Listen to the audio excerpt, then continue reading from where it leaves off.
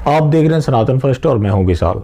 अक्सर आप देखते हैं कि महामंडलेश्वर यति नरसिंहानंद गिरी किसी भी मामले को लेकर कहीं भी जाए उनको डिटेन कर लिया जाता है, चाहे वो सुप्रीम कोर्ट जाना चाहे या फिर गांधी समाधि जाना चाहे या किसी की हत्या होने पर वहाँ मिलने जाना चाहे, हर जगह उनको डिटेन कर लिया जाता है। दूसरी तरफ मौलाना तौकीर रजा जैसे और भी मौलाना है, वो खुलेआम भाषण देते हैं, बहुसंख्यक समाज के खिलाफ जहर उगलते हैं, लेकिन गिरफ्तारी तो बहुत दूर, उनके खिलाफ एफआईआर भी दर्ज नहीं होते। कभी आपने सोचा है ऐसा क्यों? मैं तो ऐसा हमेशा से बोलता रहा हूँ, लेकिन पहले आप इस मौलाना की सुनिए, फिर मैं आगे बताता हूँ आपको।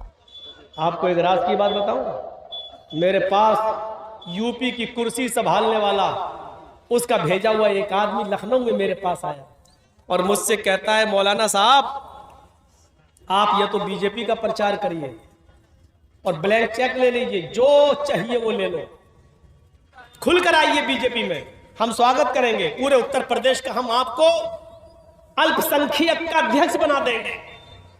मैंने कहा नहीं साहब, बीजेपी में हम नहीं जा सकते, बीजेपी में हम जाएंगे तो हमारी कब्र खुद जाएगी। तो कहने लगा तो फिर तुम्हारे एक मुसलमान भाई भी हैं, नाम समझ गए ना, मैं नहीं लूंगा, आपके एक मुसलमान भाई भी हैं, वो लड़ रहे हैं, वो हम लोगों के बड़े विरोध में रहते हैं, फिर आप उस पार्टी का प्रचार कीजिए। मैंने कहा आपको क्यों इंटरेस्ट है उसमें?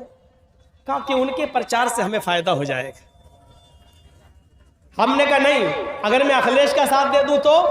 बोले अखिलेश का साथ दोगे या मायावती का या कांग्रेस का, तो जो हाल मौलाना कलीमुद्दीन का किया वही हाल तुम्हारा भी कर देंगे, जेल में ठूस दिए जाओगे। इतना याद रखना, मैं वार्निंग देने आया हूं, धमकी देने आया हूं आपको।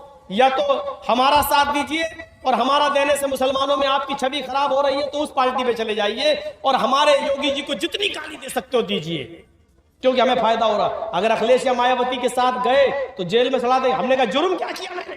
क्या कहता, जुर्म करता कौन है? जुर्म करता कौन है? आपको कोर्ट में साबित करना है कि हमने जुर्म नहीं किया। यह साबित करने के लिए आपको 10 साल लग जाएंगे।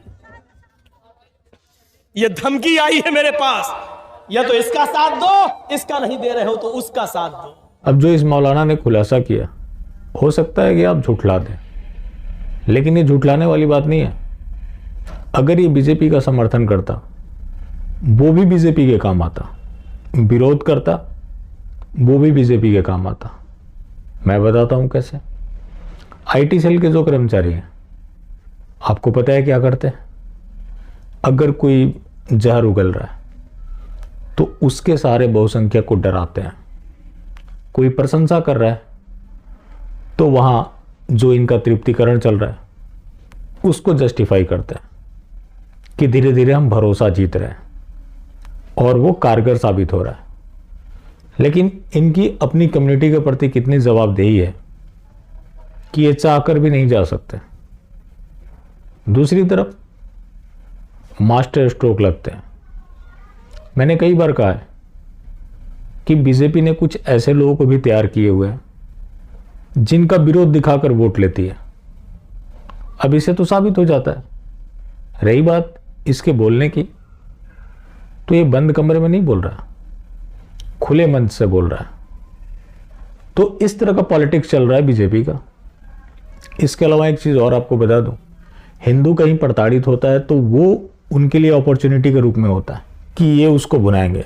कभी कोई मामला हुआ ऐसा जहां इन्होंने कोई सख्त एक्शन लिया हो? नहीं लेते, क्योंकि इनको पता है कि इस तरह से हम बरगलाएंगे तो हमें काउंटर वोट मिलेंगे। कोई मौलाना जहर उगलता है, एकमात्र ऐसी पॉलिटिकल पार्टी है जो उसके खिलाफ कुछ बोलेगी, मतलब वीडियो शेयर कर देंगे। तो लोगों को भी लगता है कि एक तो ऐसी पार्टी है जो हमारे साथ खड़ी है। मैंने कई बार हालांकि एग्जाम्पल दिया है, पुरानी फिल्म में आपने देखी है, हालांकि इसको सब चैनल है, विलेन किसी की हत्या कराता था और वही जाकर घड़ियाली आंसू बहाता था। तो कुछ इस तरह की पॉलिटिक्स चल रही है। अब क्या होता है कि इस तरह का षड्यंत्र चल रहा है, लेकिन मास्टर स्ट्रोकवादी इसमें भी पूछते हैं कि हिंदू राष्ट्र कौन बनाएगा। तो पहले यति नरसिंहानंद गिरी को सुनिए।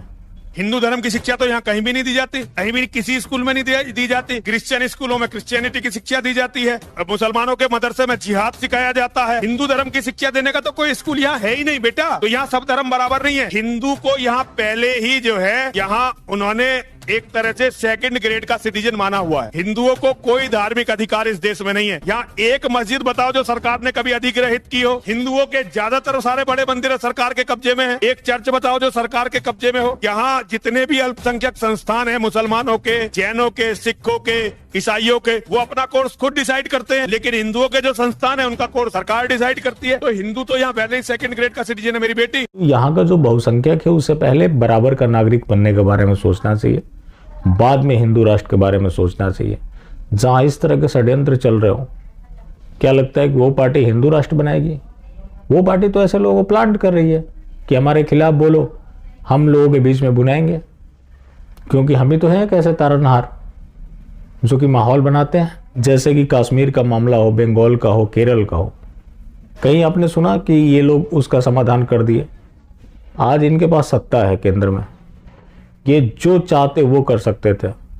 ये संवैधानिक मजबूरी सिर्फ इनकी एक चाटुकार मंडली है, वो डिफेंड करने के लिए इस्तेमाल करता है, ऐसा कुछ नहीं है। ये कहीं भी चुनाव होता है तो ये बोलते हैं कि इसको बंगाल बनने से रोके। कहीं ये बोला इन्होंने कि हमने बंगाल में ये किया? तो इस तरह का ये लोग पॉलिटिक्स करते हैं और उस पॉलिटिक्स के सारे लोगों को बरगलाते हैं। चलिए आज के लिए बस यहीं तक, फिर मिलते हैं। धन्यवाद।